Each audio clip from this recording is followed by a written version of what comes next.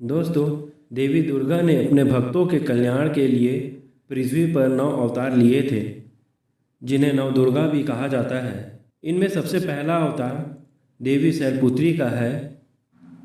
देवी दुर्गा के प्रथम स्वरूप शैलपुत्री का अर्थ है पर्वत की पुत्री या पहाड़ों की बेटी।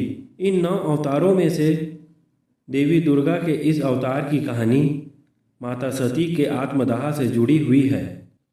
तो आइए जानते हैं माँ शैलपुत्री की महिमा के पुण्य कथा। देवी दुर्गा के शैलपुत्री अवतार की पूजा नवरात्रि के पहले दिन बड़े धूमधाम से की जाती है। देवी दुर्गा के प्रथम स्वरूप शैलपुत्री को शांति और सौभाग्य की देवी माना जाता है। देवी शैलपुत्री का स्वरूप भी अत्यंत मनोरम है। देवी के बाएं हाथ में कमल का पुष्प सुसज्जित है, तो वहीं उन्होंने अपने दाएं हाथ में त्रिशूल धारण किया है। देवी शैलपुत्री का वाहन वृषभ यानी बैल है, इसलिए उन्हें वृषारूढ़ा भी कहा जाता है। उनकी महिमा कथा का उल्लेख नवदुर्गा पुराण में भी मिलता है। पुराणों में निहित कथा के अनुसार प्रजापति दक्ष अपने दामाद भगवान शिव के प्रति अत्यंत क्रोध और ईर्ष्या का भाव रखते थे। एक बार उन्होंने कंखल में एक विशाल यज्ञ का आयोजन किया और सभी देवताओं को उसमें शामिल होने का निमंत्रण भेजा, लेकिन दक्षराज ने अपनी पुत्री सती और उनके पति शिव को इस यज्ञ में आमंत्रण नहीं किया। इस यज्ञ के बारे में जब देवी सती को पता चला तो वह वहां पहुंची और दक्ष से शिव को निमंत्रण न भेजने का कारण पूछा।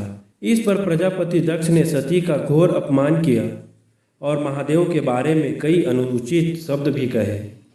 देवी सती अपने पति का ऐसा अपमान न सह सकी और उन्होंने उसी यज्ञ की अग्नि में अपनी देह त्याग दी। देवी सती के इस तरह आत्मदाह करने के बाद भगवान शिव उन्माद से हो गए और कैलाश भी श्रीहीन हो गया।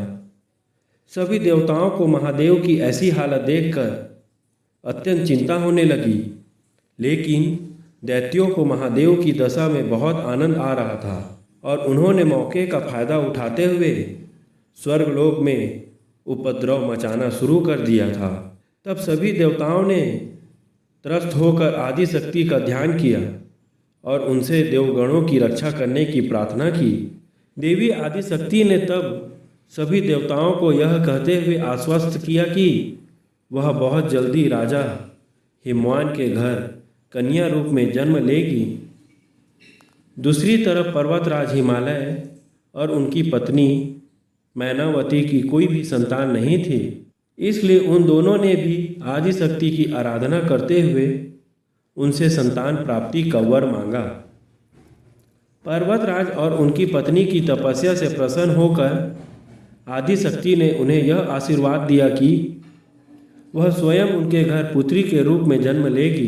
कालांतर में जब देवी ने हिमालय के घर पुत्री रूप में जन्म लिया तो पर्वत की पुत्री होने के कारण उनका नाम पार्वती, शैलपुत्री और गिरिजा पड़ा।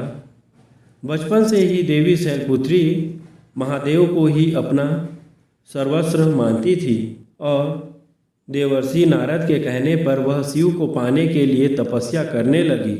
उस वक्त कोई भी देवी शैलपुत्री को उनकी तपस्या से विचलित नहीं कर पा रहा था। तब स्वयं महादेव ने उनके प्रेम की परीक्षा लेने के लिए सप्तऋषियों को शैलपुत्री के पास भेजा। सप्तऋषियों ने वहां जाकर महादेव के बारे में बहुत बुरा भला कहा कि वे तो अघोरी हैं, जटाधारी हैं इत्यादि, लेकिन शैलपुत्री पर इन बातों का कोई प्रभाव नहीं पड़ा और वह अपनी तपस्या में लीन रही। उनकी ऐसी अडिग भक्ति और प्रेम को देखकर सप्तऋषि बहुत प्रसन्न हुए और उन्होंने कैलाश आकर सारा वृत्तांत महादेव को सुनाया। इसके बाद महादेव ने देवी को अपनी पत्नी के रूप में स्वीकार करने का निश्चय कर लिया। हिंदू धर्म में नवरात्रि के त्यौहार का काफ़ी महत्व होता है और इसे मुख्य रूप से साल में 2 बार मनाया जाता है। सभी भक्तों को मनोवांछित वर देने वाली वृषारूढ़ा देवी शैलपुत्री का मैं वंदन करता हूँ। ऐसी मान्यता है कि देवी शैलपुत्री को सफ़ेद वस्तुएं अत्यंत प्रिय हैं इसलिए उनकी पूजा में सफ़ेद फूलों और मिठाइयों का भोग लगाया जाता है। थैंक यू दोस्तों। यदि ये वीडियो आपको अच्छी लगी हो तो इस चैनल को सब्सक्राइब करना ना भूलें।